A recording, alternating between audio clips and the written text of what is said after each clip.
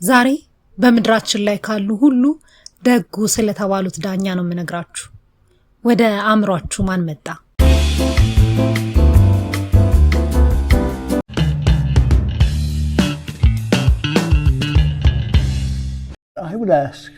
የምጠይቃችሁ ሁላችሁም በየመንገዳችሁ እባካችሁ ጸሎታችሁን አድርጉልኝ።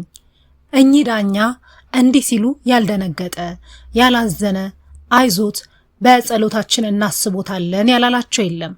ይህም የተወዳጅነታቸው ማሳያ የፍትሃዊነታቸው ክፍያ ሆኗቸዋል። በብዙዎች ዘንድ ተወዳጁና ፍትሃዊው ዳኛ እየተባሉ የሚጠሩት የ88 ዓመቱ ዳኛ ፍራንክ ካፕሪዮ ናቸው። በተለያዩ የማህበራዊ ሚዲያ አማራጮች የምጠይቃችሁ ሁላችሁም በየመንገዳችሁ ባካችሁ ጸሎታችሁን እንድታደርጉልኝ ነው የሚለው ለወደዱት ሁሉ አስደንጋጭ ሆኗል።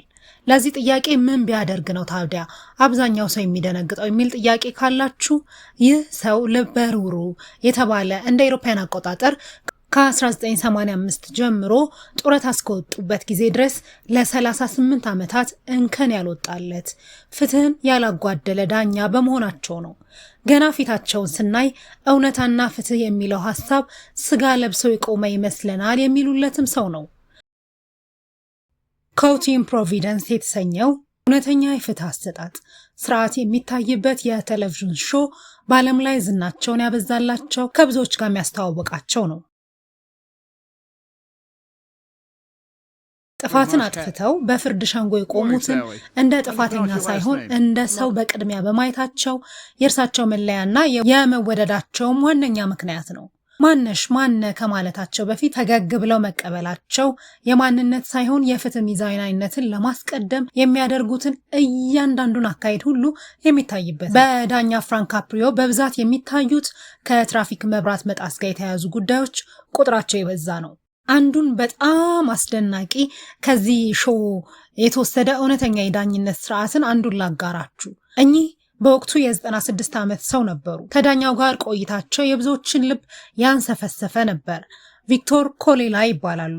የ63 ዓመቱ ልጃቸው ወደ ሆስፒታል ለመውሰድ ሲሉ በፍጥነት ሲያሽከረክሩ መብራት ይጥሳሉ። በዚህም ተከሰው ከዳኛ ፍራንክ ፊት ይቀርባሉ። ጉዳዩ ተሰማ። በእጅጉ ያዘኑት ዳኛም በነጻ አሰናበቷቸው። ከዛ ግን አልተዋቸውም። ቤታቸው ሄደው ይጠይቋቸዋል። እንደውም አንድ ታዋቂዋ ክሎይ ካርዳሺያን በኢንስታግራም የሁለቱን የፍርድ ቤት ቆይታ 1 ደቂቃ ህይወታችሁን ይቀይረዋል ብላ ጋርታው ነበር። Recently, Khloe Kardashian posted one of my favorite cases. ምን ትመክራቸዋለህ ሲሉ ቤታቸው ድረስ ሄደው ጠይቀዋቸዋል። አላም ይሄ ደጉ ዳኛ ከልጃቸው ጋር በሚያዘጋጁት የምግብ ዝግጅት ፕሮግራም ላይ ጋበዟቸው። ፕሮግራሙ ሲጀመር የዛኔ እድሜያቸው 99 ደርሶ ነበር። በህይወቴ የማውቃቸው ልበ ሩህሩህና ደግ ሰዎች አንተና ልጅ ያንተ ተመልካቾች ናቸው ብለው መስክረውላቸዋል። በሚያሳዝን ሁኔታ ግን ባለፈው ዓመት እኚህ ሰው ህይወታቸው አልፏል። ተከሳሽ ሆነው ፍርድ ቤት የቀረቡት ሰው ማለት ነው። ሌላኛውን ደግሞ በመብራት ጥሰት 9 ቀይ መብራቶችን በመጣስና በፍጥነት በማሽከርከር ተከሳ ከእርሳቸው የፍትህ መስጫ ፊት ስለተገኘች አንዲት ሴት ታሪክ ደግሞ ነይ። ግላንዲስ ሮድሪጎስ። እንዴት አደራችሁ? ግላንዲስ እንዴት ነሽ? ኢንስፔክተር ኪውኒ ይቺ የዋ ትንሽ ልጅ ተመልከታት። 9 ጊዜ ነው ህግ የጣሰችው። 9 የቀይ መብራትን ጥሳ ነው በፍጥነት አሽከርክራለች አሉ። ግላንዲስ ምንድነው የምትሰሪው? ስራለሽ? አዎ፣ በኤጀንሲ ለድርጅት ለሚቀጥሩ ሰራተኞችን አሰለጥናለሁ። ስለ ትራፊክ ቅጣት ወረቀቱ ያለኝ ማብራሪያ የኃይል የተቀላቀለበት ንትርክ አጋጥሞኝ ነበር። ከዛ ለማምለጥ ስሸሽ ነው መብራት የጣስኩት። በተጨማሪም ከልጄ ጋር እያሳደደን ነበር አለች። ልጅሽ ስንት ዓመቷ ነው? 9። ካንቺ ጋር ነው የምትኖረው? አዎ፣ አሁን ትምህርት ቤት ናት። 1 ልጅ ብቻ ነው ያለችኝ። 1 ልጅ ብቻ ነው ያለሽ?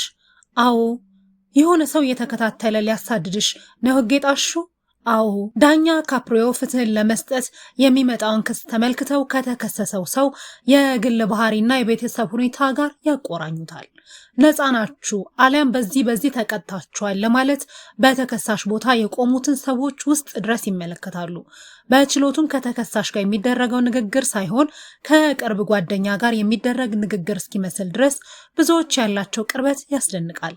ድራማ በሚመስል ግን ደግሞ የእውነተኛ ተከሳሾች ቀርበው በቀጥታ በሚቀረጸው በዚህ የቴሌቪዥን ሾው ሰዋዊነትን ያሳየ በሚል ወደ ብዙዎች ልብ ቀርቦም የበርካቶችን ቀልብ መሳብ ችሏል። የነበርሽበት ሁኔታ መብራት ሊያስጠልሽሽ ይችላል አሏት።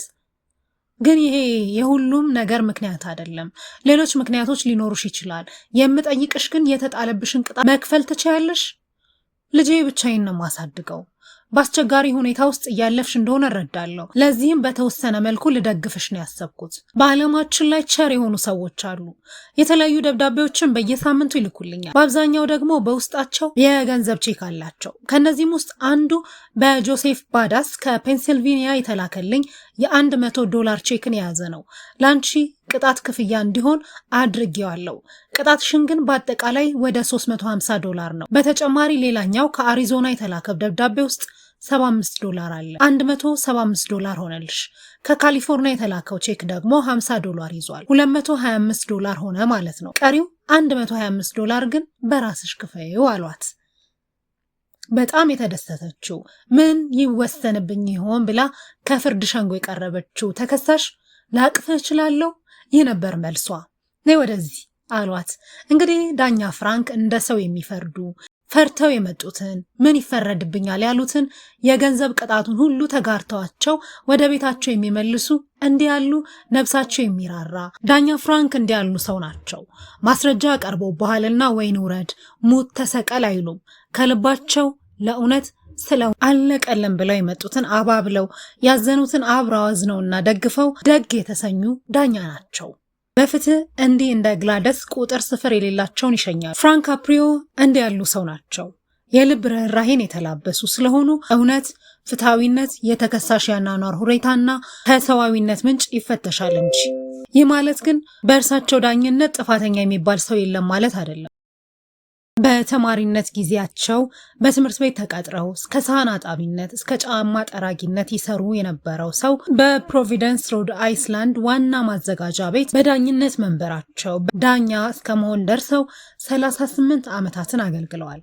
ዛሬ ላይ ዓለም ስለ ፍትሃዊ የ87 ዓመት የልደት በዓላቸውን ባከበሩበት ማግስት ታምም ያለው ሲሉ በለቀቁት ምስል የብዙዎች ልብ ተሰብሯል።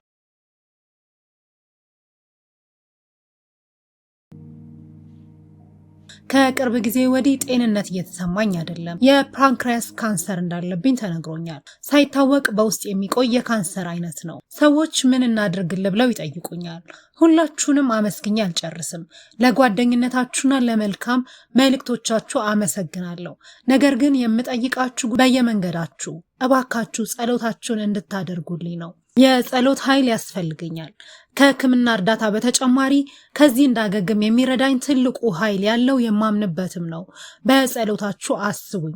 ለኔ ይሄ በቂ ነው። በጣም አመሰግናለሁ። ለቀደመው መልእክታችሁ፣ ለልባዊ ድጋፋችሁ አመሰግናለሁ። እባካችሁ ጥቂቷን ጸሎት ለኔ ማድረጋችሁን አትርሱ ብለው መልእክታቸውን ያስተላለፉት። ይህን ካደረጉ ዓመት አለፈው። አሁን ላይ ከካንሰር ህመማቸው ጋር እየታገሉ ቢሆንም በማህበራዊ ሚዲያ ለወጣቶች ልምዳቸውን፣ መልካም ምክራቸውን ያጋራሉ። ዓለማችን እንዲህ አይነት ውስጥ ደጋግማ በፈጠረች ያስባሉም ሰው ናቸው። ደጉ ዳኛን ተዋወቃቸዋቸው? እንዴት አገኛቸዋቸው? ኮሜንት ላይ ሐሳባችሁን አጋሩን። ከወደዳችሁት ላይክ አድርጉ። ለወዳጆቻችሁ ስለ ዳኛ ፍራንክ እንዲያውቁም ሼር አድርጉላቸው። ያው ሰብስክራይብ አድርጋችኋል ብዬ ነው። ሰብስክራይብ ያላደረጋችሁ ሰብስክራይብ በማድረግ አብሮነታችሁን ከኛ ጋር አዝልቁ። የተለያዩ እንደዚህ የመሰሉ አስደናቂ የዓለማችንን ጉዳዮች እንዲሁም ደግሞ የወንጀል ታሪኮችን ወደ እናንተ እናደርሳለን። እናመሰግናለን።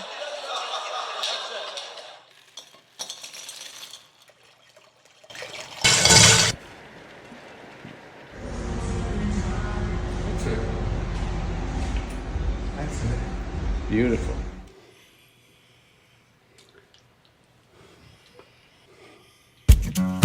I'm telling you, bro, we need to get to 10 million.